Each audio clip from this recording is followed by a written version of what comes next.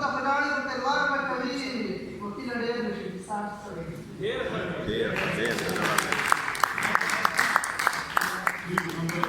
خلک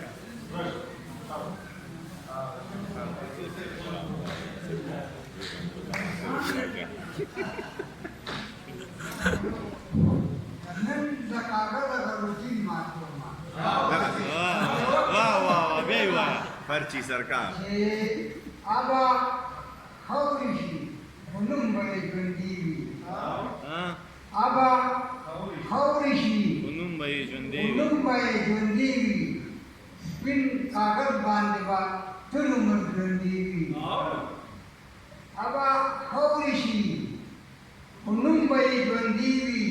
سپین کاغذ باندې به ټول عمر ژوندي وي شیررحمان خوشحال خان علي خان او د حمید غوندې سړي وي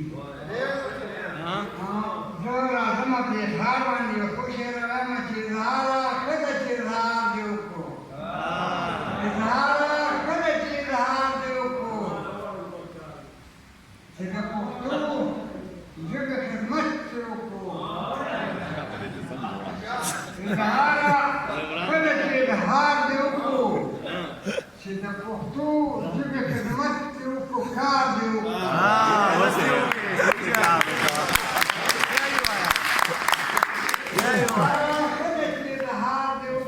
چې د پښتو ژبې خدمت دې وکړو کار دې وکړو واه واه واه موږ ته دې واده او نصیحت پرېښودو خو د دښمن په سر ګزارو او محمود صاحب هم ډېر زیات خدمات کړي محمود صاحب هم ډېر زیات خدمات کړي ما مکملې معلومات کړي محمود صاحب هم ډېر زیات خدمات کړي دي ما مکملې معلومات کړي دي ډېره خوشحال یم د پښتو ژبې سینګار دې وکړو اظهاره ښه ده چې اظهار دې وکړو ما چې نمبر لیکلی و وخت د مازدیګر کې چې و تا برخلاف راته ناست دغه سنګر کې چې و خندله راشه څومره انتظار دې وکړو اظهاره ښه ده چې اظهار دې وکړو او محمود صاحب دا شعر واورېدو هم ډېر زیات خدمات کړي دي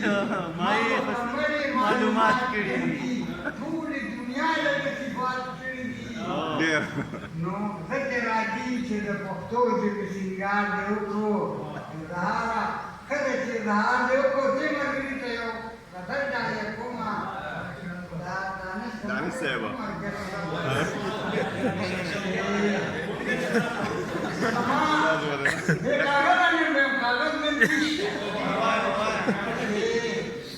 زما زړه دې زما ځان دې لیونی زما زړه دې زما ځان دې لیونی دې سپکې مه ګڼه انسان دې لیونی دې او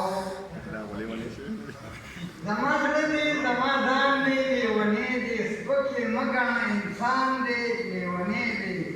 او دا کروب نه سکار به یې کولې دا کروب نه سکار به یې کولې ګوره څومره ښکلی ځوان دی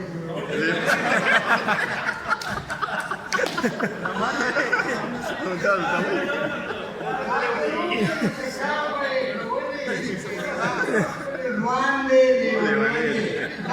داسې نه ده چې د بل چا په مسلک کې داسې نه ده چې د بل چا په مسلک کې کلمه وایي مسلمان دی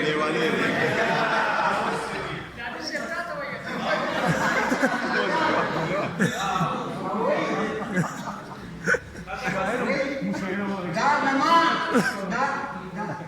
دا وایي دا چې زه د چا د غمه لیونی یم دا چې زه د چا د غمه لیونی یم هغه هم زما په شان دی دا خو هسې دي وایي ګریوان دی आखिर पाठ करो आखिर पाठ करो معلش ما تخبري وليه زور شير ارشاد سر مهرباني وکړه